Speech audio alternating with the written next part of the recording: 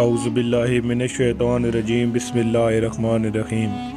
हम अपने तमाम नाजरीन को खुश आमदीद कहते हैं अपने यूट्यूब चैनल वज़ाइफ और इस्लाम पे।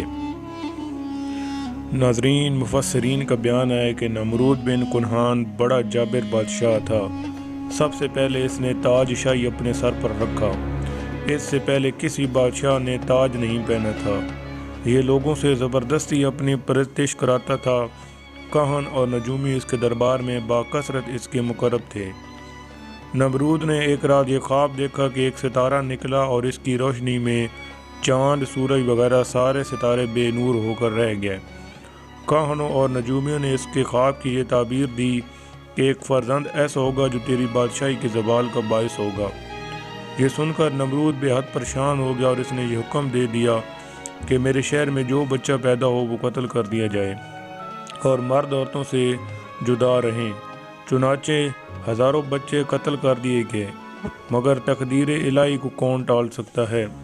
इसी दौरान हज़रत इब्राहीम अलैहिस्सलाम पैदा हो गए और बादशाह के खौफ से इनकी वालिदा ने शहर से दूर पहाड़ के गार में इनको छुपा दिया।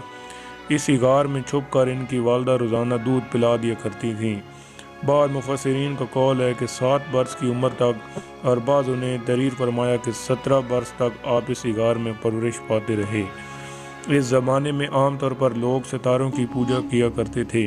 एक रात आप अलैहिस्सलाम ने ज़हरा या मश्तरी सितारा को देखा तो कौम को तौहीद की दावत देने के लिए आपने नहायत ही नफीस और दिलनशीन अंदाज में लोगों के सामने इस तरह तकरीर फरमाई कि ए लोगो, क्या सितारा मेरा रब है।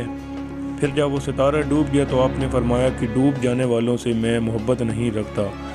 फिर उसके बाद जब चमकता चांद निकला तो आपने फरमाया कि क्या ये मेरा रब है। फिर जब वो भी गरूब हो गया तो आपने फरमाया कि अगर मेरा रब मुझे हिदायत न फरमाता तो मैं भी इन्हीं गुमराहों में से होता। फिर जब चमकते और दमकते सूरज को देखा तो आपने फरमाया कि ये तो इन सब से बड़ा है, क्या ये मेरा रब है। फिर जब ये भी गरूब हो गया तो आपने फरमाया, क्या मेरी कौम, मैं इन तमाम चीज़ों से बेजार हूँ जिनको तुम लोगों खुदा का शरीक ठहराते हो, और मैंने अपनी हस्ती को इस ज़ात की तरफ मुतवज्जो कर लिया जिसने आसमानों और ज़मीनों को पैदा फरमाया है। बस मैं सिर्फ इसी एक ज़ात का आबिद और पुजारी बन गया हूँ और मैं शिर्क करने वालों में से नहीं हूँ। फिर इनकी कौम इनसे झगड़ा करने लगी तो आपने फरमाया कि तुम लोग मुझसे खुदा के बारे में झगड़ते हो। इस खुदा ने तो मुझे हिदायत दी है और मैं तुम्हारे झूठे मबूदों से बिल्कुल नहीं डरता।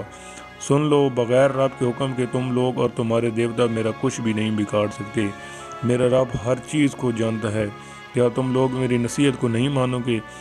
इस वाक़े को मुख्तसर मगर बहुत जामे अल्फाज में कुरान मजीद में यूँ बयान फरमाया है जिसका तर्जमा है, फिर जब इन पर रात का अंधेरा आया, एक तारा देखा, बोले इसे मेरे रब ठहराते हो। फिर जब वो डूब गया, बोले मुझे खुश नहीं आते डूबने वाले। फिर जब चमकता देखा, बोले इसे मेरे रब बताते हो। फिर जब वो डूब गया, कहा मुझे मेरा रब हिदायत न करता, मैं भी इन्हें गुमराहों में होता।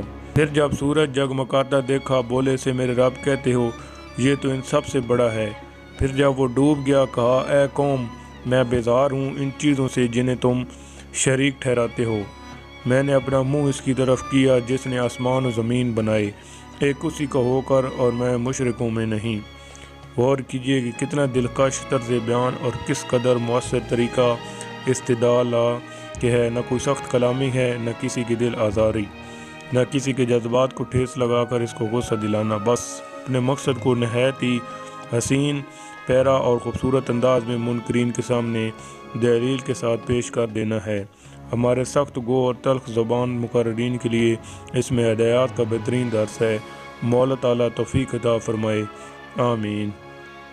नाज़रीन, अगर ये हमारी वीडियो आपको पसंद आई है तो इसको लाइक कर दें और हमारे चैनल को सब्सक्राइब कर दें और साथ में घंटी के निशान को दबा दें ताकि हमारी नई आने वाली वीडियो सबसे पहले आप तक पहुंच सके। शुक्रिया।